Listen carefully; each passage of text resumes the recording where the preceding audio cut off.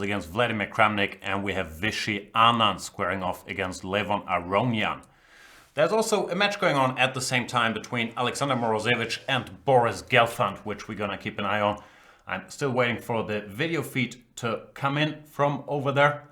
We'll see how that goes, but for now let's keep an eye on the games, and I'm gonna start out with, I believe, the favorite to win this event. Hikaru Nakamura has always done incredibly well in rapid and blitz events. He's playing Anish Giri, and Anish Giri goes for the Najdorf. This is an opening that Anish didn't play much until quite recently, like a year ago, but he's made it one of his main openings, also employed recently against Magnus Carlsen in Qatar, and it's always very intriguing to see what players have up their sleeve. H3 has been all the rage here, but Hikaru goes for another quietish, well, a more quiet move than H3. Bishop E2, which is making a bit of a comeback. It's also Magnus Carlsen's preferred choice in this position. We'll see how that one goes. E5 blitzed out, knight to B3, bishop E7 and bishop E3. The theory battles here have focused around stuff like bishop E6, knight D5, knight BD7, queen D3. MVL, for example, won a nice game recently in, where was it? In London, on the black side against Vichy Anand. But of course Hikaru is gonna have his own ideas, so we'll see what he comes up with. In the game between two old rivals, Vladimir Kramnik and Alexei Shirov, we have everyone's favorite opening, the Berlin. Kramnik, of course, the pioneer of the Berlin, really brought this opening to the forefront when he used it to beat Garry Kasparov in their 2000 match. Not technically to beat him, he didn't win a game in the Berlin, but he also didn't lose one, and therewith neutralized Kasparov's very scary serve. So this opening has been around ever since, and pretty much every world-class player has added it to their repertoire. Shirov has not been a regular at super tournaments recently, so that means he's faced the Berlin a little less than everyone else. Maybe that's what Kramnik is counting on, or maybe he's just playing his main opening without thinking, what should I do against Shirov? I'll just play the Berlin, that's what I do. After knight c3, however, he's played a move that's well known, but hasn't been the main move in this position recently. The move knight e7 looks kind of goofy, but this knight on f5 is the main problem black has in this position, and with knight e7 he's planning to regroup it to g6 very quickly. More established lines here are king e8, when after h3 they go h5, we've seen that a ton, and bishop to d7, intending to play king to c8. Kramnik plays knight e7, pawn to h3, typical move in every Berlin. And after bishop to d7, playing to hide the king away, Shirov went bishop to e3. I'm pretty sure this is still theory, but I have to admit my expertise on the Berlin and on this particular branch is very limited. Bishop e3 is logical, getting out of the way, preparing rook a d1, and asking black what he wants to do next. To my mind, one big question is always, do you want to throw in h6 before you go king c8, or do you want to try to do without h6? If you start with king c8, you always have to at least keep in mind the option of knight to g5, attacking this pawn, bishop to e8, and then something like e6, even though even this looks familiar, and I wouldn't be surprised if this has its own branch of theory. Vladimir Kramnik went knight to g6 immediately, not moving his king yet, and not committing to h6 either, just wants to finish this knight maneuver.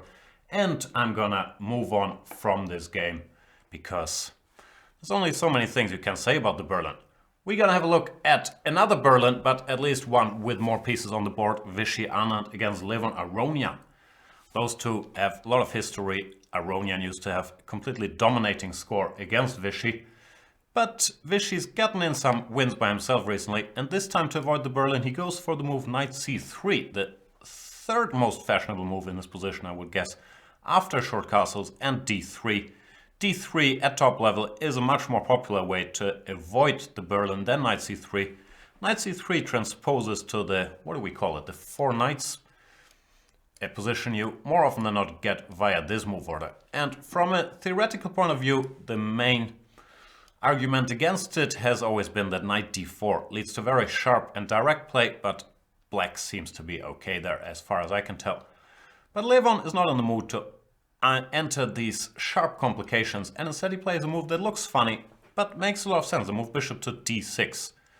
He's protecting this pawn, he's preparing to go castle, followed by rook e8, and then this bishop can find a home on f8 once it's done its duty, to not lose this pawn here. I've played this move myself, and yesterday in the blitz we've seen Levon employ it even after d3 he went bishop d6, where it's a little more risky because the bishop can get hit with knight bd2 and knight c4, but after knight c3 it's a pretty well established main move, and not too big a surprise for anybody. Vishy goes short castles, Levon castles d3 and rook e8. That's the plan, to vacate this square for the bishop in order to finish development with d6. After rook e8, Anand plays a3. Might look like a funny move, but the idea of it is that he's creating a retreat square for this bishop on a2. Let's say, for example, black plays a6, bishop to c4 and knight to a5. Now with the pawn on a2, this would be a very good idea, hunting down this bishop, but here it can just go to a2. So a3 is a defense against the black threat of a6 followed by knight a5. For example, h3, also natural move, then black goes a6, bishop c4, knight a5 we've seen, and bishop a4, same story. You get rid of this bishop, so that's why he played a3. Levon in turn played a prophylactic move himself. He played pawn to h6. This is just directed against the pinned bishop g5, which can sometimes be a little unpleasant. Also, since he put his rook on e8 and he anticipates this bishop will land here, he doesn't want any trouble on f7 after a potential knight g5. Vishy dropped back to c4 without being asked. This bishop is on his rightful diagonal, and I would expect Levon to play a quiet move like bishop f8 followed by d6. When the opening phase has ended, white is arguably a little more active with his bishop on this diagonal, but nothing terrible has happened to black, and therefore, yeah, we can look forward to a middle game with all the pieces and pawns still on board. On board and on the board. Let's go back to Nakamura against Giri, where they play a line I'm once again not very familiar with. I keep saying this about every game. That's the sad truth. Bishop to f3, not the most common move here. As mentioned, the current fashion is knight d5 or queen d3 followed by knight d5.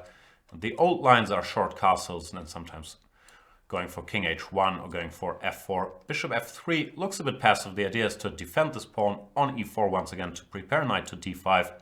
But the bishop can end up being a little stuck on the square. So it's going to be interesting to see what positional plan Nakamura has in mind. This position is still theory, don't get me wrong. It's not like he's come up with a new concept. It just hasn't been very popular recently. But I should have studied my classics. I have a feeling this is a line they used to play against Fischer in the very old days. Guys like Geller and Fischer, these positions after queen c7, a5, black goes b5 at some point, pawn takes, knight takes. This looks like theory discussions that were already being held in the 1970s. But if there's any Najdorf experts out there, they could probably point out, no, you're wrong, or yeah, you're right. One of those two, I guess. So let's take a moment while the players are trying to orientate after the opening to talk about the time control. This is not a classical event, but the sponsor Oleg Skvortsov feels like the time control used here should become the classical time control. They play with 40 minutes per game plus 10 seconds added per move. So a game is going to take around 2 hours. And that is something that has been done. We've been calling it rapid. But Skvortsov, I believe his case is that this is the time control we want. Regular chess games are just taking too long. And therefore, this is more entertaining a game that lasts like 2 hours. I have to say that I'm a bit intrigued by it. Because I like the idea that a chess game should take as long as a football game or a basketball game. And I don't think that the quality is going to suffer as much as we would believe. These guys are super strong and they're going to stay super strong even with 40 minutes and 10 seconds. It's plenty of time to think. There's going to be some adjusting because players aren't used to this time control. But I don't think it's that fundamentally different from like 1 hour 30 plus 30 seconds per move. What I dislike, not for today because we're going to get a lot of action, but is the idea of having 2 games per day. I feel like for a serious chess game there should be no double rounds, even with a shortened time control. But we'll see how players like it, how the public likes it, how this event goes in general. It's an experiment. There's been a lot of strong voices in favor of this time control, arguing that we say we like classical chess, but who really ever plays a game of classical chess online, or who would watch it if we had a different option out there? I'm not sure. I'm very torn. We will have to see how it goes.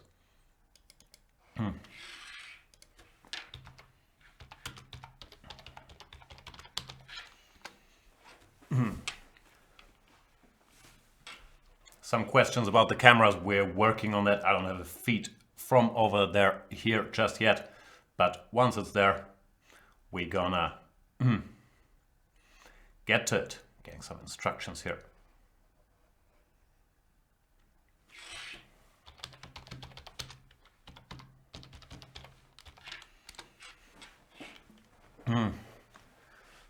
Seems like Giri is taking his time here after a4. He's surprised with this setup with the bishop f3 and bishop e3. And he's trying to determine what plan to choose. I believe, yeah, queen c7 is the normal way to go. White will probably play a5, fixing the queen side. And then black has a choice if he wants to spend some time with his rooks maneuvering what white wants to do, or if he wants to try to determine the structure by going for an early knight to c5, which is sometimes an interesting idea. I believe this is a plan I've seen in the books as well.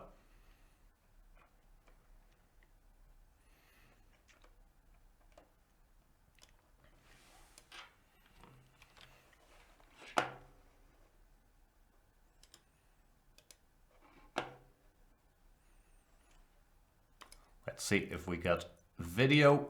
We should have video. You can see it on the preview. That's very odd.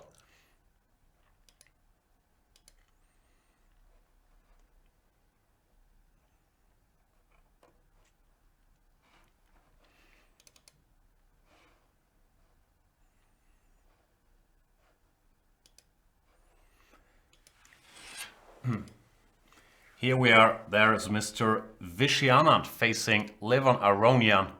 Vishy weighing his options. Doesn't look like he's expected, or maybe he's expected this opening and he just wants to play a middle game position, because I don't think any player really wants to show their preparation in Zurich, especially not Aronian with the black pieces anticipating the candidates tournament. But the same, of course, goes for Vishy Anand and his white serve. The Berlin is an opening that is very, very likely to happen plenty of times in the candidates tournament, and therefore it's not a big surprise that Vishy does not want to show his hand here, and therefore he went for the, what do we call it, the four knights game.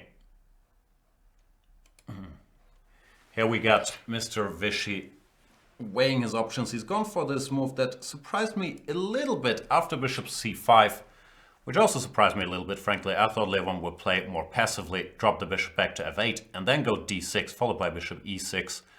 But he's decided to choose a more active square for his bishop on this diagonal, and Vishy went for bishop e3. Now this is an idea that is very well known in all these structures, offering the exchange of bishops in order to open the f-file for the rook. But it is very committal, and Vishy, for example, ran into problems when he used this idea against Magnus Carlsen in their World Championship match, because after bishop takes e3, f takes e3, if black survives the onslaught that's about to come on the half-open f-file, these pawns on e3 and e4 long time will be weaknesses.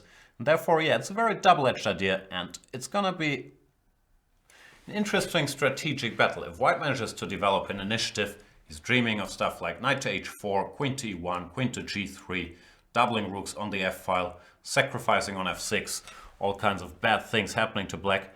But if he doesn't do that, then long-term black can have the better future in these positions. So, an interesting strategic choice, and knight h4 has indeed been played, making use of the fact that the pawn on f7 is vulnerable, therefore we can't do any tactics like knight takes e4, trying to put pressure on this knight because it would run into bishop f7 check. And Levon has to decide what to do. Bishop e6 is one very natural move, trying to neutralize his bishop. Then you gotta worry a little bit after, let's say, takes, about this knight coming to f5. But I have faith in the defensive resources of Black's position. Here I've played this structure plenty, and sometimes I didn't even get checkmated. King h7 followed by knight g8 and g6 is a typical plan. But yeah, this is a very good learning opportunity, for me at the very least, to see how Levon Aronian, one of the biggest e4, e5 specialists we got out there, handles this. One game I haven't talked about yet is the two guys we see on camera. World Championship finalist Boris Gelfand is playing a rapid match against Alexander Morozevich. Only today they are playing two rapid games with the same time control. Alexander Morozevich has, I believe, still a huge following. You guys are gonna know who he is, even though he hasn't been around in super tournaments for a bit either. One of the most creative guys out there, was I believe as high as number 2 in the world rankings in the late 90s. I could be wrong, but I have a feeling he was number 2 at some point, with a very creative style. Just ask Peter Svidler about his French openings and all the craziness he's brought to the chessboard. So very interesting to see how he deals with Boris Gelfand, who has a very, very classical approach, big theoretician. And yeah, it's gonna be a fun match between those two. We see Morozevich with white, kind of surprisingly going for mainstream open d4 opening, and the players discussed the Grunfeld. Gelfand prepared the Grunfeld for his World Championship match against Vishy Anand, so he knows his way around there. And Morozevich used to play the Grunfeld himself with black. For example, against me, the only game I ever played with him, I was white and he chose the Grunfeld. Was a sad story, which probably you guys don't want to hear. I'll tell you anyway. Was in the Olympiad in Dresden in 2008. And that was, I believe, the first Olympiad that had no draw rules. You couldn't make a draw before move 30, I believe. So what Morozevich did is, he played well in the opening, I thought, and then he offered me a draw in a more or less equal position. And for anybody who's ever seen me play chess or watch me do the show, you can imagine how tempted I was to take that draw offer against the much higher rated Morozevich. But I wasn't allowed to do it. He offered a draw on move 18, and there was this no draw before move 30 rule, which I was very aware of. But either he wasn't, or it was a brilliant psychological ploy, because I had to turn down the draw, breaking my heart. Started playing badly ever since, not from then on, ever since is maybe a bit strong, from then on. But I managed to survive in like a rook ending a pawn down after 7 hours, but that was very sad for a draw fanatic like me. Anyway, different Grunfeld in this game, queen b3, I believe that we call it the Russian line, very classical system. a6 has been the main center of discussions, but recently we've seen more knight to a6 coming into fashion. a6 black ran into some minor problems. And knight a6 intending c5 has always been a main line as well. Bishop e2, c5, d5, all of this mainstream theory, e6, short castles, ed, bishop f5. And here is where white faces a big choice between rook d1, bishop e3, bishop g5, even bishop f4, I believe. All kinds of moves have been seen here. And Morozevich goes for bishop to e3, queen to b6, typical counter, keeping an eye on the b2 pawn, and now h3. Also, I believe mainline theory, even though I have to admit I've never really studied this knight a6 stuff much. h3 directed against knight to g4.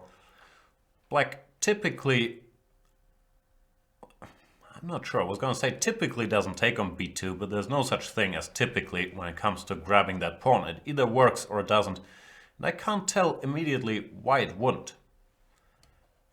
One move that comes to mind would be knight h4, trying to get rid of this bishop. And if the bishop retreats, then white is in great shape after rook a b1. But the bishop maybe doesn't have to retreat and could jump into here. So Grunfeld experts out there, forgive my ignorance, as all of this is a well-known theoretical line and the pawn is poisoned. I would not be that surprised, but I can't spot at first sight why you can't take on b2. And it looks like Boris Gelfand is not sure either. He's thinking about it. Queen takes b2.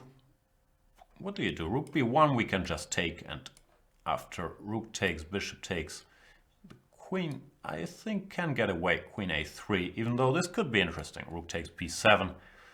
His knight is on praise, and there's probably good compensation here. For example, knight to b4 could run into bishop takes c5, intending to pick up the knight.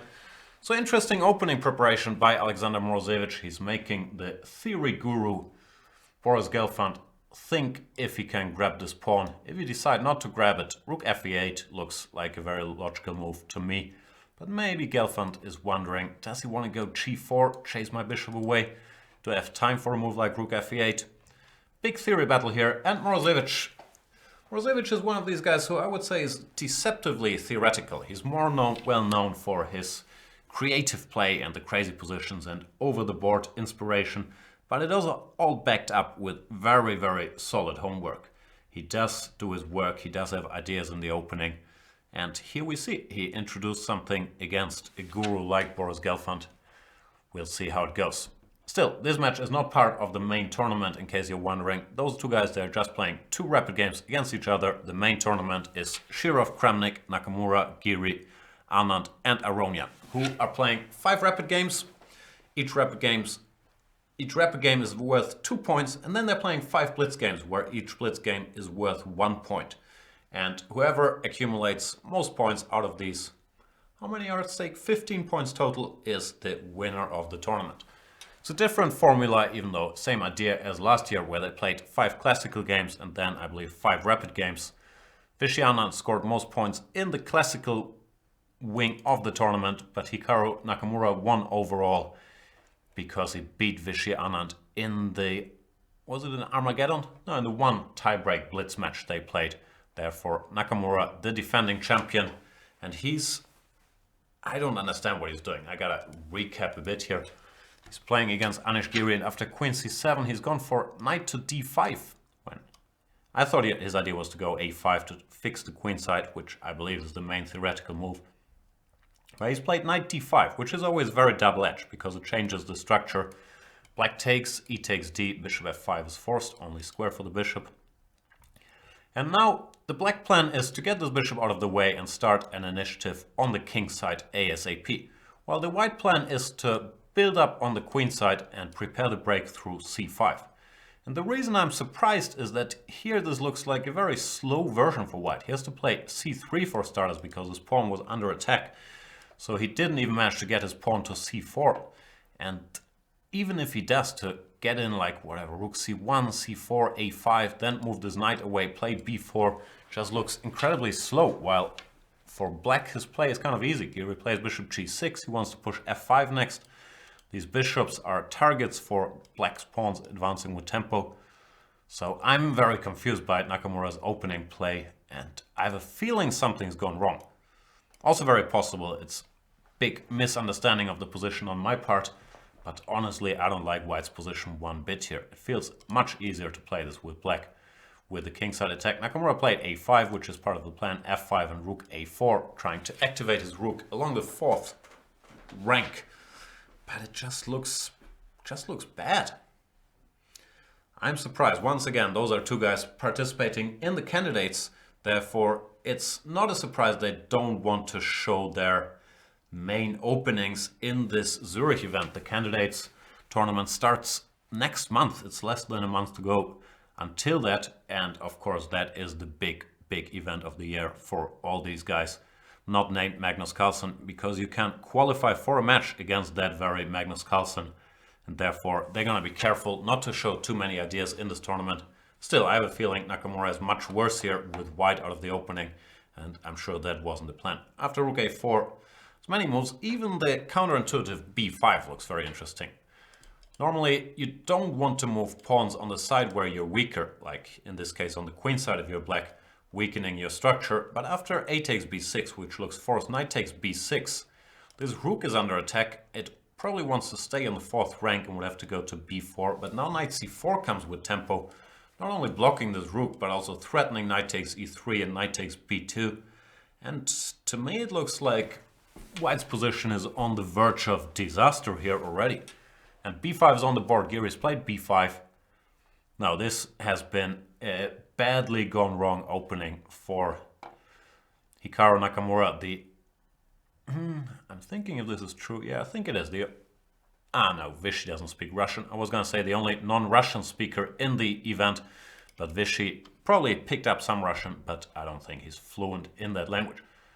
Anyway, exciting events in Vichy's game, so we're gonna get there. Knight h4, we've talked about this position, bishop e6, logical, and knight to f5. He doesn't even take on e6 first.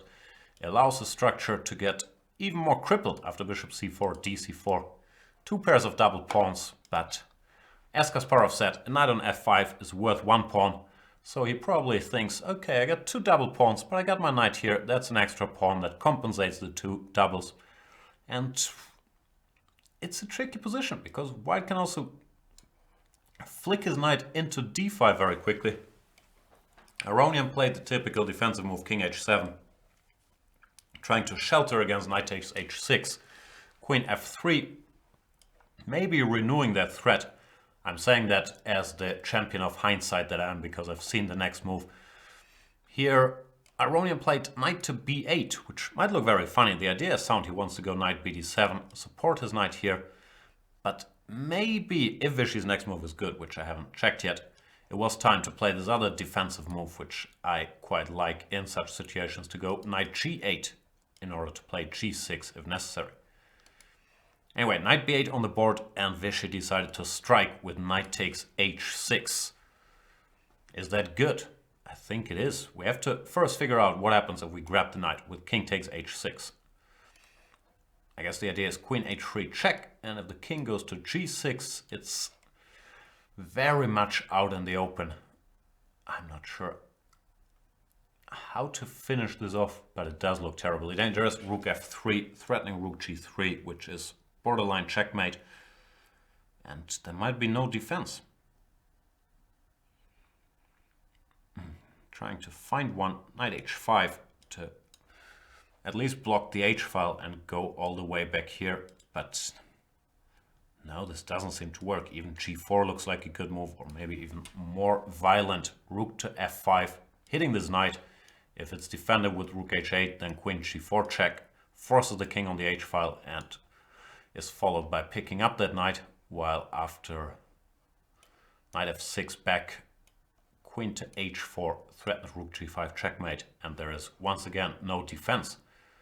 So wow, Levan Aronian ran into trouble out of the opening. I'm having a look at the chat. Someone says Houdini at depth 26, so Vichy is ahead by +3, so the computer verifies that Vichy is indeed winning after knight takes h6. And that's not something you see very often, and by very often I mean ever, that Levan Aronian is lost with black after 15 moves in an e4, e5 classical opening. He just missed this knight takes h6 idea that Vichy had. Maybe his position was already unpleasant, but I think he had to go knight g8 to get his knight out of the way. So knight takes h6. Let's look at some more lines. Gh6 we don't need to look at much. White just goes queen takes f6, and he's a pawn up and has an overwhelming strategic advantage because the f7 pawn is also bound to fall. So king takes h6 really is the way to go. You can't have, if you have to pass and play something like rook f8, the knight just goes back, and not only did white win a pawn, he also got rid of the king's shelter. So this is not only an extra pawn but also a mating attack, and should be over soon, frankly. So king h6 is the only chance. And then queen h3 check is what I was looking at. King g6 seems to be losing after rook f3. So the only other try is knight h5. Now that we know the computer is saying this is winning for white, there is a solution. I'll get some computer feedback what it is. But even without the computer, this looks horrible for black. Because like g4 here, attacking this knight, for example, queen g5, rook f5, just seems to win. I'll ask what Mr. Comp has to say after knight h5. He doesn't even want to go g4, he just wants to go rook takes f7 and says that white is indeed winning, keeping g4 in reserve and rook f1. He says there's just no defense. Rook takes f7 also stops this knight from joining the defense because it covers the d7 square. Out of curiosity, g4, yeah, g4 is also winning. The computer says the only move is g6. And then once again, once rook takes f7, but even g takes h5 just wins the piece back with an ongoing attack. f7 still on priest. No, this has been disaster for Levon Aronian, and he did find nothing else than king takes h6, because everything is pretty much resigns. Queen h3, and he's played the move king g6, knight h5 is what I just looked at, then g4. So he's played king g6, and now earlier, yeah, I was claiming that rook f3 is winning. I've switched the computer on now, and yeah, the computer gives plus 11 after rook f3, which basically means you have to give up all your pieces to avoid checkmate. Threat is rook g3 check. And if this knight goes out of the way, we've looked at knight h7, that runs into queen f5 check, king h6, rook h3, and it's checkmate next move.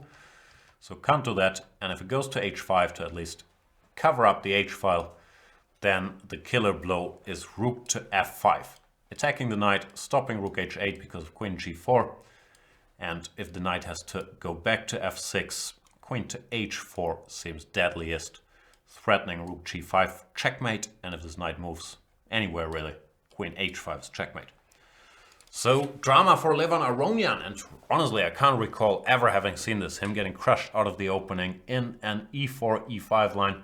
I've seen him lose one game very quickly against Alexander Grishuk, but that was an offbeat c4, knight f6, knight c3, e6, e4. I'm not sure how offbeat it is, but that's one miniature I recall Aronian losing. But in such a standard position to go down so quickly, I'm very surprised. And kudos to Vichy, who probably correctly judged that bishop e3 and this double-edged structure I was talking about earlier gave him too quick an attack for black to handle, and therefore it's worth the long-term strategic risk. And maybe in the future Aronian is going to have to return to this move I was talking about, to play a little more quietly, go bishop f8, d6, maybe bishop e6. Play that position. Maybe black's slightly worse, but nothing bad has happened. Still, let's get back to the position in the game. Vichy has indeed played rook to f3, knight h5. The only defense against rook g3 is on the board. And now it's up to Vichy to finish the game off with rook to f5. I wouldn't be surprised if there's other solutions. Let's look at other moves. g4 also keeps a white edge, but it's less clear-cut. Not because of knight to f6, because then white is totally winning after g5, exposing this king even further, and the knight can't return here, because now queen f5 is checkmate. But after g4, Aronian could hang around with rook h8. Still looks horrible for him, but he's not getting mated directly. gh5, rook h5. Therefore, the cleanest way to finish, and I have no doubt Vichy's gonna do it, yeah, he's already played it, is rook to f5, hitting this knight, stopping rook h8, that's the key difference. Now there's no pawn on g4, therefore queen g4 check picks up everything.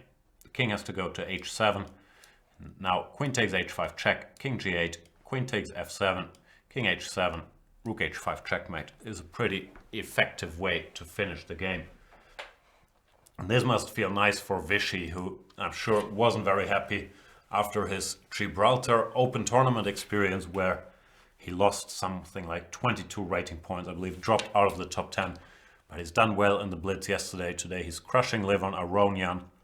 One of the, at least for me, he's the secret favorite for the Candidates Tournament. But Vichy's checkmating him in under 20 moves here. Well, not literally. Probably you can get to move 20 without getting checkmated, but Levon could resign here with a clear conscience on move 18. And that must feel good for the Indian champion to, yeah, score a much needed win and boost his confidence. And there we might see some trouble with his time control. Maybe the players aren't so used to it yet, and therefore Levon played a little more quickly than he should have outside the opening, and he's getting crushed here. He's gone knight f6, and now Vichy has to find the finisher, queen to h4, which ends the game instantly, threatening rook g5 checkmate, and Vichy's done it. All of this child's play for the former world champion. This is his DNA mating attacks. He's played more positionally the last couple of years, because you don't get the chance to play so many mating attacks against the Berlin. But yeah, this is over, and Anish Giri is amused. Levon Aronian resigns. That we see him on camera shaking his head under the watchful eyes of Judith Polgar, who was sitting there in the first rank, if I've spotted it correctly. Yeah, you don't see that often, losing in less than 20 moves for Levon Aronian, who's been the world number 2 for many, many years. rated stably above 2800, had a rough stretch for 1.5 years, but has been back ever since winning the Sinkfield Cup in great style last year in 2015. Today he gets destroyed by Vishy Anand. And yeah, the players are discussing lines, but Levon is probably pretty disgusted with himself. I'm not sure what's to be learned from this game. Probably, yeah, that the guys aren't experienced at this time control yet, and some more disasters might happen. Then again, are you not entertained? Levon probably isn't. But yeah, that was quick and dirty. Just checkmate. Queen h4 threatens rook g5 checkmate. The only way to parry that is moving this knight, but that runs into queen h5 checkmate. So it is literally mate next move. Levon Aronian would have gotten mated. On move number 20, you can't even delay it by one move. I'm gonna have to look up when's the last time that happened at 2750 plus level. Kudos to Vishy Anand. He draws first blood in the Zurich Chess Challenge, scores his first 2 points. And one guy who I believe has a good chance to join him in the lead is Giri, because he has a fantastic position out of the opening against Hikaru Nakamura. We've left it off here, or somewhere around here. Yeah, he's played b5 takes. Nakamura puts rook on a2, because probably rook b4, knight c4. This rook is even more awkward, can be hit with a5. So the rook went to a2, at least defending this b2 pawn, but knight c4, bishop c1. This is a position you dream of when you're a knight of player. You would like to take a picture here. You have your active knight on c4, you have this mobile pawn majority on the king side, while the white pieces are all over the place. Rook on b3, knight on b3, rook on a2, bishop on f3 can get hit. This bishop had to go back to c1. It's a pretty terrible position, but it is Hikaru Nakamura and he won't go down without a fight. He's already made it to move 20, so he won't be the first to lose. a5, bishop, he played knight to d2, trying to get rid of this dominant knight. Giri keeps it on the board, saying, okay, congratulations, you've put your knight on d2, but it blocks the bishop on c1. It's not a pretty sight, so I'm going to keep this knight. I don't want any exchanges. Rook to a3. The piece is trying to crawl out of their predicaments, and Giri goes a4, controlling this square and fixing the queen side. Now, if white wants to reopen it at any point with b3, would make sense here because his pawn is hanging. But in general, black could always take, then regroup his knight to c5 with a very pleasant strategic situation. Nakamura instead goes c4, trying to open the third rank for his rook. He's earlier tried it on the fourth rank, but didn't last long there. So now he's trying his luck along the third rank. By going c4, Giri plays bishop f6, improving his positions and still hinting at opening either of these bishops with a pawn push at any moment. Black is better, but you are dealing with Hikaru Nakamura, who thrives in chaos, and he doesn't need a good position. He's such a good calculator that he's still going to be hard to beat, but he can't be happy here. There we see the American champion against Giri, the 21-year-old Dutchman born in St. Petersburg, but has been moved to Holland at a very young age when he was like 13, has been playing for Holland. And Nakamura has tried to mix it up by banging out g2 to g4. Is this desperation or deep understanding, or both? He wants to get rid of this pawn in order to fight for the light squares. The problem, however, is that you dramatically weaken your king. It's a very sound idea positionally, and after f takes g4, bishop takes g4, at least this bishop would activate, this rook would gain some access to the third rank. So I believe I like it.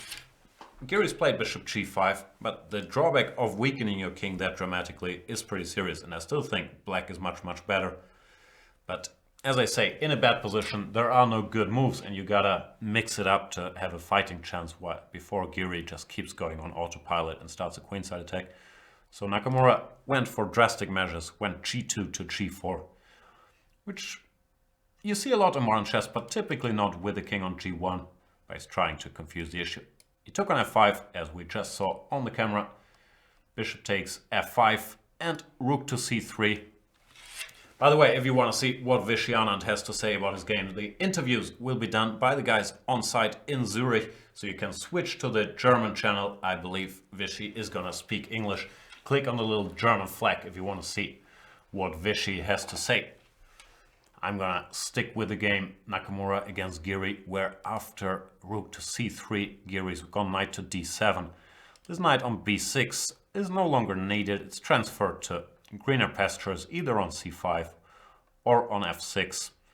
And it's a pretty bad position for white. Because even strategically, if you occupy this square, which you cleared at a high cost, knight e4, black can still manage to end up with what we call a good knight against bad bishop by just exchanging everything. And now this knight occupies this beautiful square on c5, fighting against the light square bishop, and the white king is still weak. So you don't want that, because this once again would allow Giri to switch to autopilot. Instead, Nakamura's played b4, still trying to mix it, fighting against knight c5, and I guess his reasoning is after a takes b3, at least he can take back with the knight and control this c5 square before the knight becomes a monster there. It's still a bad position for white after bishop takes c1, because strategically, once again, the exchange of these bishops does favor black. And let's say bishop c1, queen takes c1. Black has a very pleasant choice between many good moves. Knight c1 is a small stable advantage, but you could also keep the knights on the board, put this on f6, or activate the rook, put it somewhere. Giri is just better. Let's see if he manages to finish off this game against Hikaru Nakamura. Question in the chat if there's going to be another round today. Yes, there will be at 6 p.m. They play the second round. This is round number 1 of the rapid event in the Zurich Chess Challenge, and a game we haven't checked in much with because it's a Berlin and I never get it, is the game Shirov against Kramnik. In the opening after rook a1, Kramnik went king e8. He probably didn't like the option after king c8 that knight g5 attacks that pawn. So he puts the king on e8, which is normally more of a defensive setup because this king keeps an eye on this, but it's harder to use the king actively later on, which sometimes can be done if it goes to the queen side. King e8, a3, preventing bishop b4, bishop to e7, rook e1, rook to d8. These positions always look deceptively good for black until you realize it's not allowed to castle queenside or castle kingside. So the typical idea after playing king e8 is to go rook d8, then get this bishop out of the way and exchange a pair of rooks, which makes it a little easier for black to maneuver. Knight e4, Kramnik decided to take a timeout to go b6 to control the c5 square, also making it impossible, should it ever be a worry, for white to take on a7. Bishop back to c1 is a little over my head, but it introduces the threat of knight f6 check, which I guess is the idea. If black, for example, plays h6, then white can go knight f6 check, g takes f, e takes f, and using this pin, he would gain his piece back with a structural advantage. Therefore, after knight f6, after bishop c1, Kramnik played king f8, parrying that threat. Does look a little uncoordinated, but the Berlin gives you a big margin for error. You can get away with all kinds of ugly looking setups as long as you don't allow anything direct tactically. Bishop to e8. Now he wants to kick this knight back with h6. Had he gone h6 immediately, he would have run into a small tactic, if I'm not mistaken. Knight takes f7, king takes f7, and rook takes d7, followed by e6 check. Doesn't win material, but it clarifies the structure in white's favor. And here, white is a little better, because he has this 3 versus 2 majority on the king side without the double pawn, while the black 4 versus 3 majority can't really create a passed pawn on the king side, on the queen side, sorry. Therefore, this simplification is almost always in white's favor if he manages to exchange the e-pawn for the f-pawn, because it's much harder to get the majority rolling with e-pawns on the board like it is now, and black having a blockade on the z6 square. So that's the reason Kramnik can go h6, but bishop e8, Shirov goes knight d4, threatening a check on e6. Kramnik spots that, goes rook to d4, and Shirov puts his knight to f5, offering the exchange of rooks, and if I'm not mistaken, offering a pawn, either after rook takes e5 or after rook takes d1, followed by knight takes e5.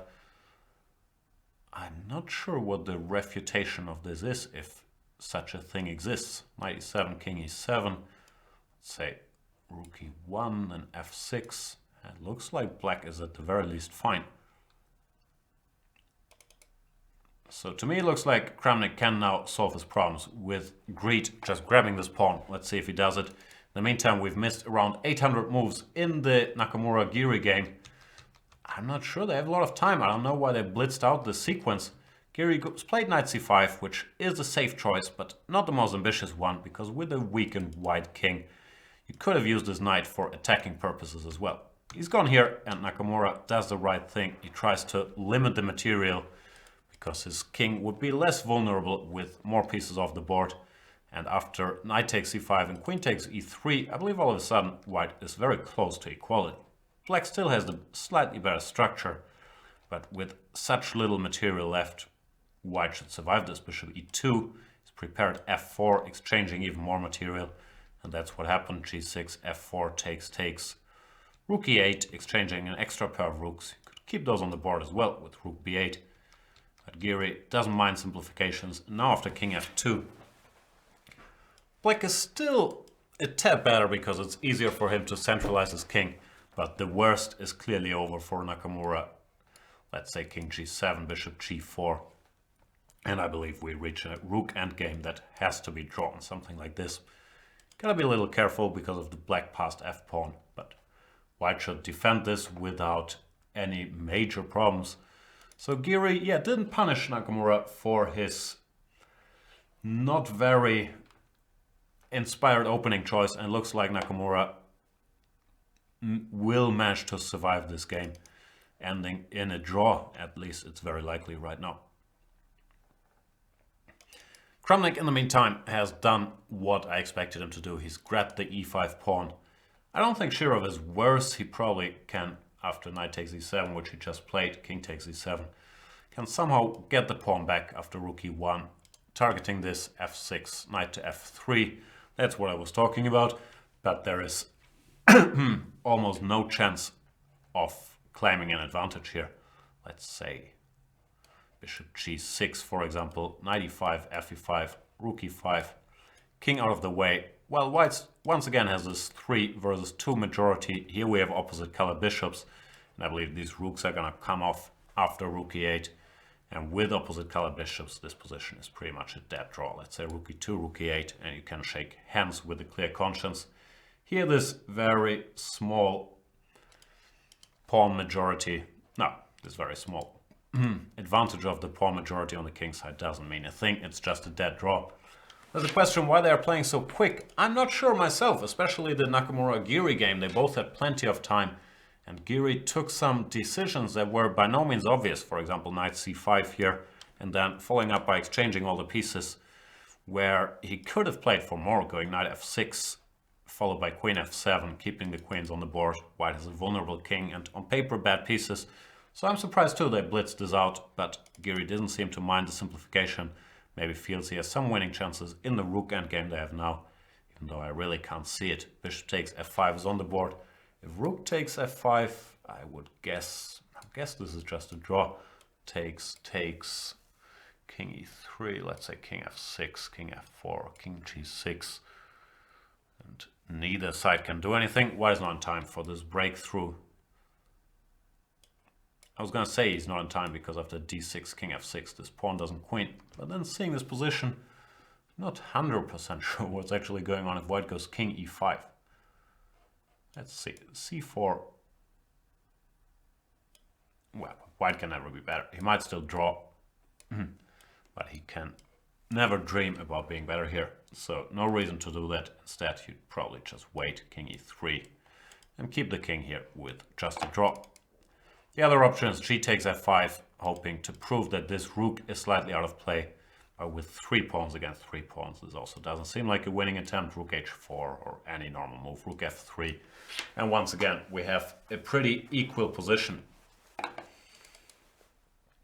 So yeah, missed opportunity for Anish Giri, who did not play aggressively enough, or maybe played too quickly to punish Hikaru Nakamura for his opening sins. Someone who did get punished very firmly is Levon Aronian, who didn't make it to move 20. Well, he could have made it to move 20 by playing any move, but in the final position, you can't avoid checkmate next move, either on g5 or on h5. Try it yourself, there is not a legal move that will not be followed with queen h5 checkmate or rook g5 checkmate. So, tough day, tough morning at the office. There's still a chance for redemption in round number 2, but so far things didn't go well for Levon Aronian. On camera we have Alexei Shirov staring into thin air. When I was like 11 years old, or maybe 12, Shirov was playing for the Hamburg Bundesliga team, even though he was quite young himself then. He was like 18 maybe. And not only did he win all his games, but he also did this stunt to like sit there like this while thinking. And that left a big impression on me. I was like one of the kids putting the games up on the demonstration boards. This is pre-internet days. And yeah, I've picked up that habit because I think it makes you look smarter. If you like look somewhere while you're thinking while you move, people think, oh, he's a genius. He doesn't have to look at the chessboard. Normally he's just trying to remember something if you look to the upper left or something. But it did leave an impression with young Shirov back then. When was it? Like 91, 92 maybe? It's been a while for sure, but he still does that trick. Let's check in again with the Morozevich against Gelfand match, which I haven't kept an eye on match. After h3, I was pondering the question if white can take this pawn on b2. Still a feeling that's critical, but if you haven't prepared it at home, there's no surprise you get very scared about lines like whatever g4, and maybe you have to put your bishop here to keep in touch with the b1 square. Therefore, Gelfand decided not to take it. He's gone rook e8, and Morozevich indeed pushed g4. Once again, double-edged, weakening your own king side, but also forcing this bishop to a much more passive position, bishop d7 back. Now he's played rook a d1, preparing to push Delroy the d-pawn up the board. Now queen takes b2, no longer much of an issue because it's always well met with rook b1, queen somewhere, rook takes b7. So Gelfand instead played rook ac8. Not sure what rook ac8 is about, probably just keeping an eye on this pawn. But after d6, I like white's position. He's managed to restrict his bishop. He's put his pawn on d6, which they call cutting the black position into. This queen and knight are now cut off from the king side. Bishop e6 has been played, trying to regroup, put his knight on d7. Queen to b5. Morozevich doesn't mind the exchange of queens. Gelfand looks for some counterplay with knight to b4. I think he's in trouble. Even the endgame seems to be a little better for white to me. If we take here and do whatever, knight to g5. But it would be a pity to exchange queens and improve black structure. So maybe there are more aggressive moves like knight to g5. We'll see how it goes. Gelfand, I think, lost the opening battle to Nakamura, which I'm always surprised to see Gelfand losing an opening battle. He's so well prepared, and he did a ton of work preparing for his match against Vishy Anand, which he lost in the tie breaks. It was, what was it, 12-12 now? Must have been 6-6. I'm a horrible chess historian. How many games did Anand and Gelfand play? 12 games? Maybe it was 14 games, maybe it was 7-7, but the scores were tied after the classical games, and Boris Gelfand lost in the tie breaks, which he must have not been happy about, but was still a very good showing in his first World Championship match. Here against Morozevich, there we see Gelfand doesn't look happy. Well, Morozevich focused, playing with the black pawn, which he already captured on d5 on move number 3. Or maybe it's the other pawn. He captured both the d and e pawn. I'm not sure which one he chose to play with there. He's weighing his options. Knight to g5, exchanging queens. What else can we do? If we go a3, I'm not sure if this knight can jump here. I don't think it can, because after... How do I do this cleverly? Maybe just this.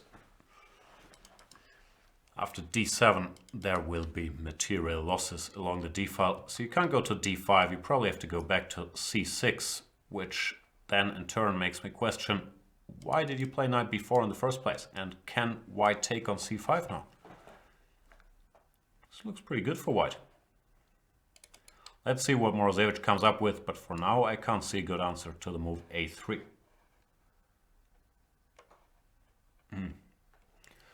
The Gelfand against Morozevich game is not part of the tournament. That's why it's not in the Zurich Chess Challenge window. I believe if you check on Chess24 for that match, you can find those games as well. But it's only a two-game exhibition match played today, therefore it's not part of the Zurich Chess Challenge. Or it's part of the event, but not of the Rapid Tournament. Shirov Kramnik is not going to be part of the Rapid Tournament for much longer either. And I mean that game because I believe it's going to end in a draw very quickly. They've played this line I mentioned earlier. Here black should go king d7, then this pawn is on piece, and there is the threat of going rook e8, getting rid of the rooks, and the position is just a dead draw. So this game will be over soon. I believe Nakamura, Giri, yeah, they've exchanged rooks and they've reached this pawn endgame, which also seems to be a draw. Nakamura played king d4, not king f4. I was looking at king f4, but I don't really think it changes anything. Black just goes king f6, let's say c5, pawn takes, king c5, king e7. He's in time to stop the d-pawn with his king.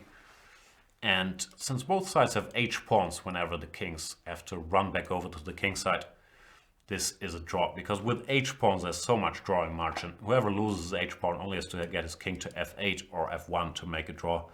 So there's not a lot of winning chances. To illustrate what I'm talking about, I don't even think any side would lose their h-pawn, but let's make play a logical line, something like this. These pawns get exchanged, and here, well, here black is even in time to defend his h-pawn, but there would be no need. King f7 is a draw as well.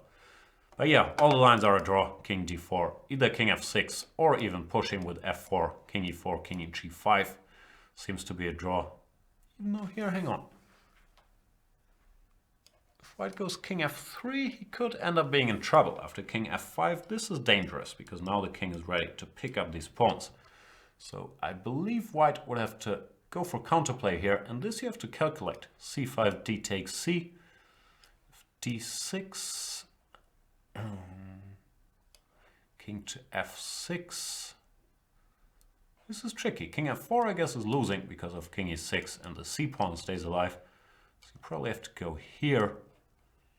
Is white in time here? I'm not sure. f3, d7 loses because of king e7 followed by king d8. So white would have to go king c6 first, intending to go d7 and then meet king e7 with king c7. But this, might still be a draw, but it's not the kind of thing you want to do. Black gets a queen first, and then white draws by queening with check. Then picking up the pawn. Looks like the game is indeed over. Did they play this line? No, after king d4, king f6. Nakamura just went for c5. This is much cleaner. And the line I was talking about. This is just a dead draw. So draw there. Missed chance for Anand Giri, who probably could have played more aggressively. Especially here, instead of knight to c5, knight to f6 looked very, very good for black. That leaves us with the game Shirov Kramnik. Kramnik went king f7, which should not change the outcome dramatically. The idea is still the same, targeting the c2 pawn and getting ready to exchange rooks with rook e8. So it's gonna be a draw any second. Maybe not any second, but let's say any minute. There we see. Whose move is it? The player's thinking. I believe it's Shirov to move, even though, at least for me, it's very hard to tell the angle of the clock. Is that English? Ah yeah, he's making a move. Let's go full screen for a minute. He's played bishop to g5, threatening a check on e7, but Kramnik can just go rook e8, and they could shake hands with a very clear conscience. Rook e8 now, it's not even legal to try to keep the rooks on the board. This rook does not have a single square where it could go to avoid the exchange. Therefore, it has to be taken. King takes e8, c3 most likely, and I don't think the game is gonna be continued much further. White has a nominal edge because of his extra pawn on the king side, but with opposite color bishops, it really doesn't matter. If you go like, let's say h5 here, it's white. Sorry, if you play h5 and whatever, white pushes forward, f4, bishop f5. It's just a draw. So we'll see if this game keeps on going much longer. King g7 has been played. Doesn't make any difference. The position is just dead even. And the two old rivals, Shirov and Kramnik, looks like they're gonna have a peaceful first game. A lot of history between those two. Played a lot in the 90s at some point. I believe Shirov probably was number 2 or at least number 3 in the world in the 90s as well. And of course they had this famous match in Kazorla 1998, which was meant to be a qualifier for a match against Garry Kasparov. Shirov won that game to many people's surprise, but then I don't know the details about it. What I do know is his match against Kasparov didn't happen for reasons I'm not sure about. And Kramnik, who had lost that qualifying match, did play the match against Kasparov and won it. So quite a bit of history between Kramnik and Shirov, and a match that certainly altered chess history, or the match Kramnik-Shirov, and the outcome that Kramnik lost it and still got to play Kasparov did change the course of chess as we know it. What's up with Gelfand? Looks like he just fell forward there. Maybe he saw something that shocked him. Knight g5 has been played by Alexander Morozevich, targeting this bishop on e6. If the bishop steps back, I guess Morozevich wants to avoid the exchange of queens, wants to go queen c4, targeting the f7 pawn. Black would have to go rook f8, not a move you happily play, rook e8 back to f8. And white still has a nice position. I don't know what you do, a3, rook d2, intending to double rooks. Knight e4, but probably you don't go knight e4 without an invitation. So Boris Gelfand struggling a little bit in this friendly match, or I'm assuming it's friendly, I don't know, might be. Very unfriendly match, Morozevich against Boris Gelfand. 2 games, and Morozevich looks confident, leans around, makes a little hand gesture there. Leans around, that's not English, but leans back. Gelfand, what did he do? He played bishop d7. What else is he gonna do? Did he play bishop d7? Looked like it. Some questions when the next game is gonna start. That is at 6 p.m. whatever time zone I'm in Hamburg, GMT +1. So in 2 hours from now, a little less than 2 hours. Stay tuned for that one.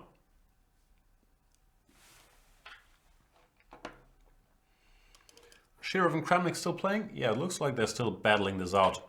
Only Shirov can be better. He's tried bishop f4. Last hope is that you get bishop e5 and all of a sudden white cannot defend this pawn. If you play, let's say, the careless c5 after bishop e5. Position might still be a draw, but there's really no reason to give up that pawn.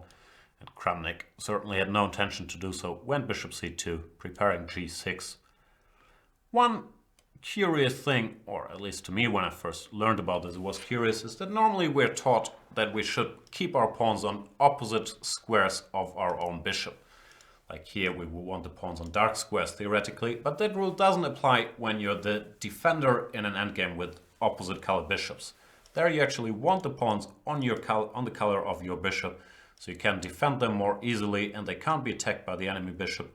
It's different if you're the stronger side, then often you want the pawns on opposite squares again to restrict the opposing bishop, but in order to defend such a position to make a draw, it's often easiest to go g6, h5, then you can defend your pawns from fr, and there's really not all that much that white can hope for.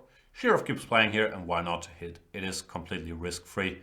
He wants to keep the black king slightly tied up by putting pressure on the c7 pawn and build on the king side, but I still believe the position is a very dead draw. And if Shirov manages to win this, I'm gonna have to eat all my words, but I just can't see it happen. Just play g6, wait, even if you lose this pawn, let's say bishop e5, we go b5, wherever f4, and black goes king e6, just gives this pawn up. I don't see any winning chances. Black just puts his king to f7 and waits. Maybe that is the easiest way to make a draw. Just get rid of this pawn, go b5, bring the king over to defend, and shake hands.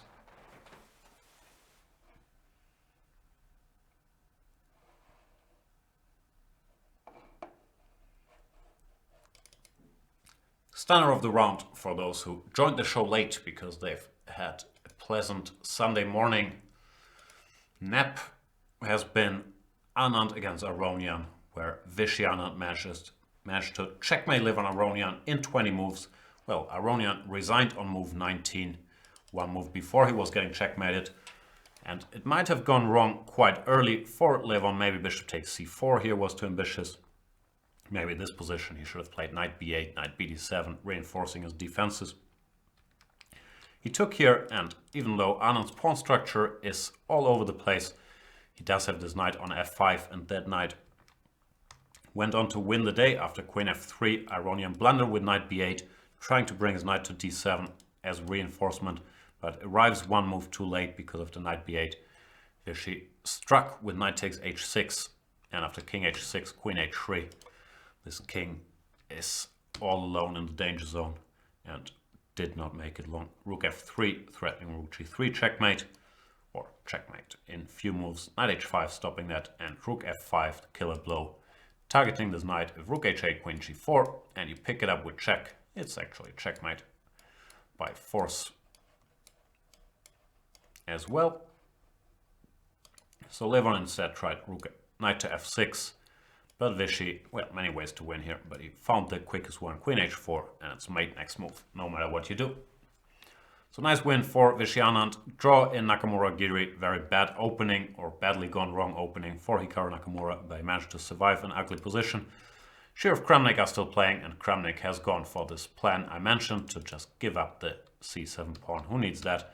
Put his pawns on light squared, as mentioned. That is the typical defensive technique in opposite color bishop endgames if you're the defender. Defensive technique if you're the defender. Good stuff, Jan. Yeah, anyway, he's willing to part with that c7 pawn, uses king for defense against the potential wide pass pawn. This position is just a dead draw. If, yeah, let's say bishop c7, even if we sit and wait here, king f7, allow the king into... I'll probably find a way to lose this, but just to illustrate, allow the king in here. This bishop can always defend the c6 pawn from a distance, and there's absolutely nothing white can do. Even if he manages to create a pass pawn on the f-file, black just keeps his king on f7. You can't physically remove it from there, and defends this pawn on c6 with his bishop. So the position is a dead draw. Kramnik played h6, slightly surprised by that. There was no need for it. He doesn't want to allow the king to go all the way to g5 and h6 probably. Nothing wrong with it, but he didn't have to do that either. We'll see, but it's gonna end in a draw, or I will be very, very surprised. That means most of the action is in the, I don't know if we should call it a show match, but in the match that's not part of the tournament today, the game Morozevich Gelfand. They both have a lot of their pieces still on the board, are both down to more or less 10 minutes, and Morozevich, the Russian, often people call him an enigma, but then people get upset because we just randomly call people enigmas without providing evidence for their enigmatic personality. And I don't really know what that word means anyway. It is a band from the 80s.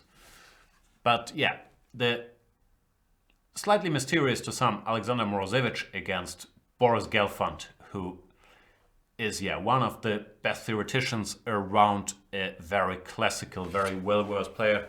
I haven't read his new book yet, but I've heard very good things about it. The book, I forgot what it's called, Positional Play Part 1 or something, but his new book on quality chess has been highly recommended by Peter Svidler and others, so I'm looking forward to getting my copy of that, checking it out. A lot to be learned from Boris Gelfand. I think he got surprised today in the opening, probably by the setup with bishop e3, h3, even though I could be wrong about that. And he is under some pressure now. He had to go rook f8. Morozevich played rook d2, intending to double rooks here along the e-file. Gelfand went h6. Not a move you want to play, because it weakens your kingside formation ever so slightly. But he had to get rid of this knight on g5, staring at f7 and also controlling the e6 square. The knight obliged jumped to e4, where Gelfand took it. Knight takes e4, and now Morozevich faces a choice how he wants to recapture. Both of those moves look legal. Knight takes e4 looks a bit more logical, hitting the pawn on c5, but it allows black to go bishop e6, counter-attacking against the queen. And I don't think you want that, so you might want to take with the queen here. Looks a little more strange, and the queen can certainly be attacked there as well. But if it sets up shop, I don't know, it feels a little artificial. I was going to say sets up shop here. White could very much still be better, tending to go a3 followed by knight d5. And this pawn is always a nuisance. Black would love to go bishop c6, but then, yeah, white goes anywhere with his queen, and already the pawn to d7 is a threat. So, I don't know. Morozevich decided to recapture with a knight, if I can see correctly. and Gelfand played bishop e6, hitting the queen, which doesn't have a great square, or at least I thought it didn't. That's why I was a little reluctant about this knight takes e4. He could put the queen on b5, but then I guess maybe white is still better. I find it hard to judge in what lines this pawn is an asset and in what lines it isn't. Like a position like this, could even push it to d7. And it is restricting black's mobility significantly. However, if it gets lost on d7, we're gonna be pawn down. So it's a tough call. But I have a feeling white is better here. If he manages to keep that pawn alive, then ideas like bishop f4, bishop c7, or even knight d6, knight b7. I believe this favors white. I believe Gelfand is still on the defensive end after queen b5, which I think, yeah, Morozevich has played already. Gelfand has left the board, which is a risky thing to do with 10 minutes left in the game. But they do get increment, and maybe he had something urgent to do. Yeah, in the chat I see people are praising Gelfand's book as well. I haven't read it yet, but I've heard very good things, so I will certainly take a look at it. Svidler liked it a lot, and he knows his books. Not his chess books, but his books in general. So if he praises a chess book, that does mean something. Kramnik is constructing a chapter of the book How to Draw an Opposite Color Bishop Endgame a Pawn Down. He's gone g6, h5, offering the exchange of these pawns. And frankly, I'm surprised this game is still going, because there's just, in my opinion, zero hope for white to get anywhere here. Of course, no harm in continuing the game. There's just nothing you can do. And that's the problem with opposite color bishops. In the middle game, or even with a pair of rooks, they give the attacker great chances because you can attack on one color complex where there's no defender. But in a pure endgame, it's just very hard to make progress. And yeah, therefore, the players did agree a draw here. No big surprise. I'm gonna pull a Boris Gelfand and briefly visit the quiet room. I'll leave you guys with a full stream and be back in a second. Then we're gonna keep following that Gelfand-Morozevich match. For now, in the rapid tournament, 2 draws in Shirov against Kramnik and Nakamura against Giri. Giri missing some chances, and Vishy Anand checkmating. Who was 11? Aronian in 19 moves. Shirov, Kramnik discussing the finer points of the Berlin defense there. I'll be back in a minute.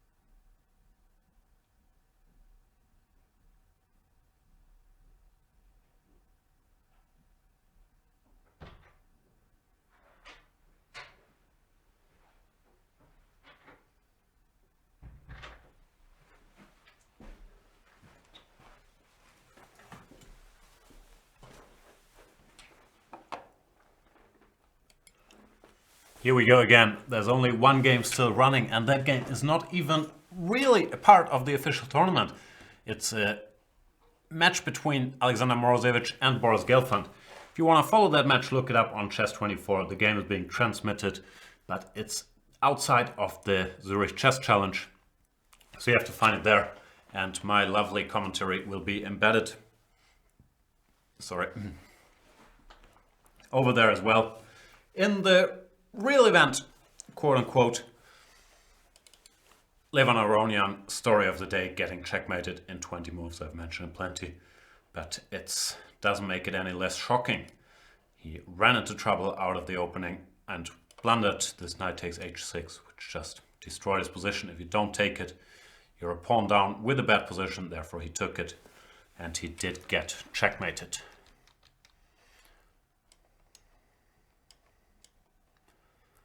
Nah, forget that arrow.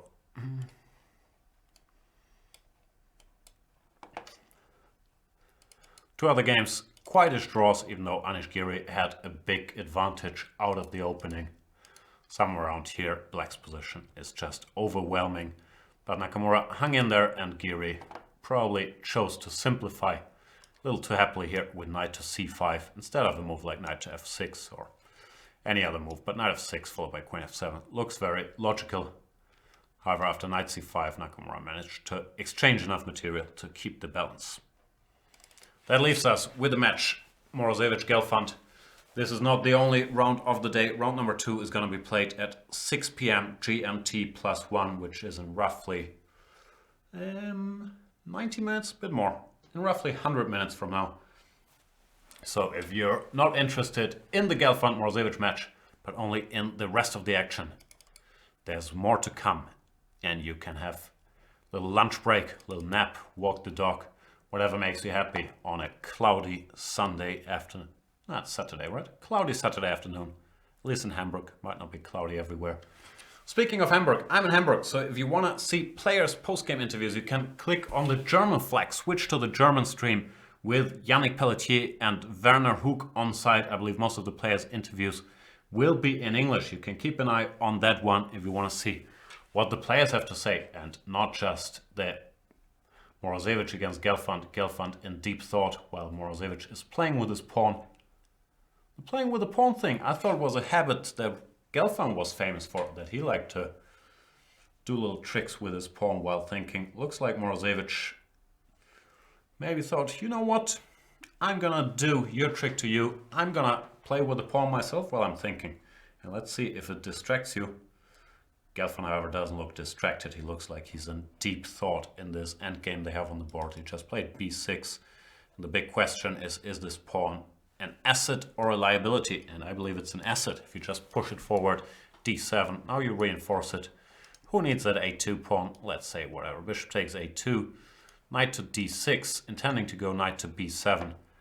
And Black is in trouble. That's why probably Gelfand doesn't look all that happy, while Morozevich isn't sure. Should I push this pawn? Should I go a3 first? Should I go rook d1 first? a3 I don't like as much, because then this knight jumps into d5, blocking the d file, and this knight would be quite happy exchanging itself for the white bishop. So I don't think you should go a3. I believe you should either push directly or first go rook fd1, which probably leads to the same thing, because can't stop him. I'm being asked if I'm sure it isn't starting in 1 hour and 40 minutes. That's what I meant. Isn't 100 minutes 1 hour and 40 minutes? I think it is. 1 hour 60 minutes, 40 minutes is 40 minutes. 1 hour 40 minutes should be 100 minutes, but apologies if I said it wrong. Next round is in 1 hour 40 minutes. There's a question, can't be look at us also Gelfand Moro game? Yeah, I think you can find it on Chess24. I'm not gonna go away my... I'm not embedded in the Gelfand Moro match. I thought I was. Let me check with my guys. I was told they would put me there as well.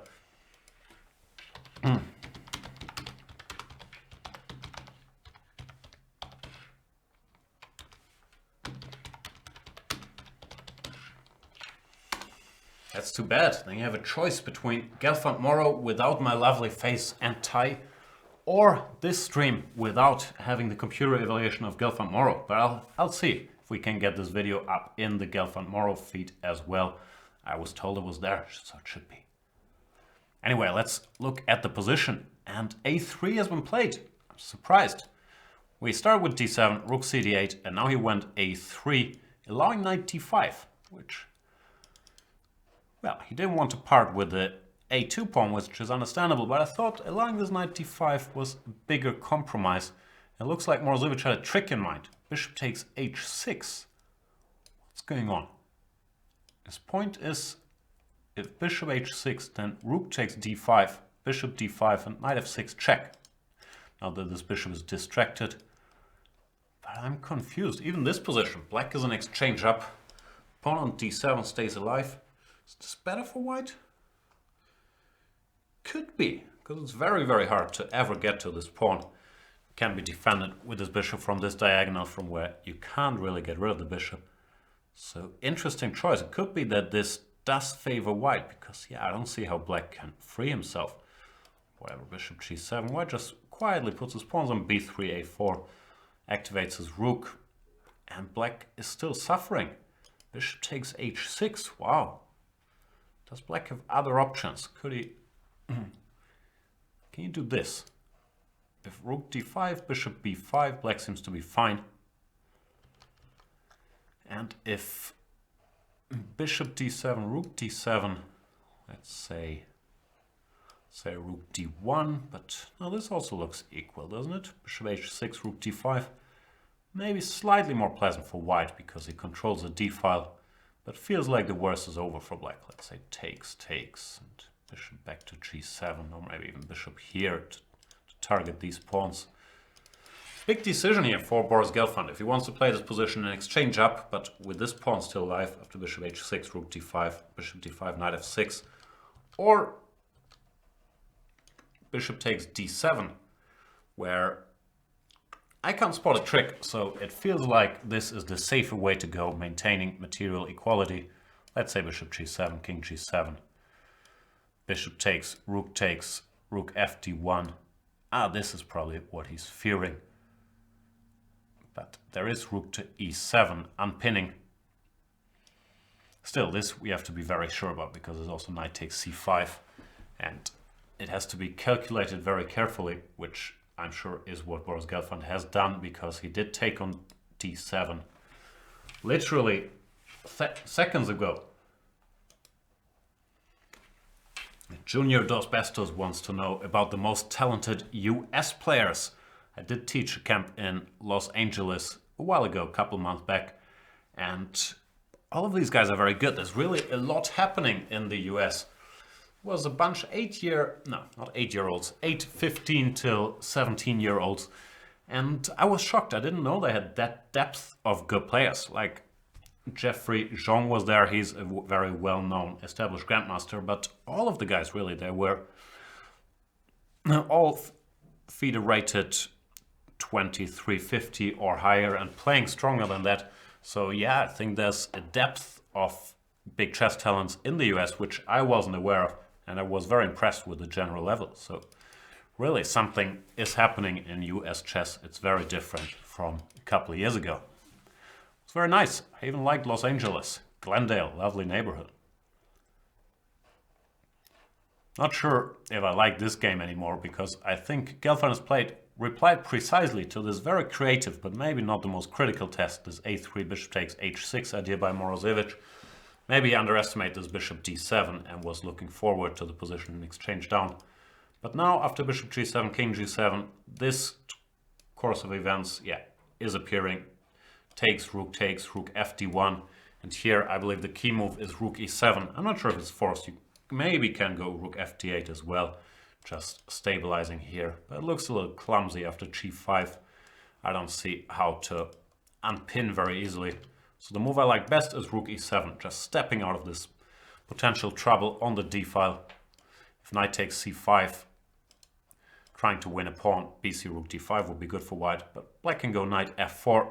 Counter-attacking against h3. Now this knight is hanging and the position just peters out to equality. Let's say knight d3 takes king g2, whatever, knight g5. This is just an equal endgame. So Boris Gelfand, I think, has survived. He has to, well, I'm not sure if he has to, as said, but he probably should go rook e7, the safest move in this position, avoiding rook f d8, and yeah, he's played it, rook e7, and the game is gonna end up Inequality. Junior Dos Bestos is following up his interrogation. Do I like the Californian girls? There were no girls in the camp except for one 5-year-old girl, the little sister of Ru Feng Li. I hope I'm not mispronouncing Ru Feng's name too badly. Who is the strongest 5-year-old player I've ever seen. Keep an eye out for Rachel Lee, I think that's her name. She's a fantastic player for a 5-year-old. Played the Evans Gambit, very aggressive player, and knew how to play it. So I was impressed with her as well. It was a nice camp, but there wasn't a lot of partying. The only social activity we did was go to the movies. We watched Creed, which is basically Rocky 1 with colors reversed, but it was a good movie. I quite enjoyed it. I'm not sure it deserves any Oscars though, even for good old Sly Stallone. So it was a bit of a guilty pleasure more than an exciting movie. Else, yeah, I can't tell you much about the California nightlife scene. I went to the Comedy Store and to Clippers game. And before I keep boring you with my non-existing California adventures, this game is over. Morozevich Gelfand ended in a draw after a precise defensive sequence by Boris Gelfand, starting with rook e7, knight takes c5, knight to f4, winning the pawn back. Plays a greedy draw. That means that the round is over. There has been one decisive result, which I've talked about plenty. Vishy Anand gaining some confidence back by crushing Levon Aronian in 19 moves with white. This is the final position. Aronian a piece up, but can't avoid checkmate next move. The two other games, Shirov Kramnik, correct Berlin draw, I would say. And Nakamura, Giri. Nakamura blew the opening, but then was aided by Giri's desire to simplify here. Knight c5, not the most ambitious choice, and that game ended in a draw as well. In the match, Morozevich Gelfand, which is outside of this framework of the tournament, the players also drew their game. We're going to be back with round number 2, which starts at 6 p.m. if I'm not mistaken. 6 p.m. my time, which is in 90 minutes from now. See you guys then. I think I could leave the stream open, but it's not going to be that exciting. So no, we're going to go on break and we're going to be back with round number 2 at 6 p.m. Thank you guys for watching. See you soon. Bye-bye.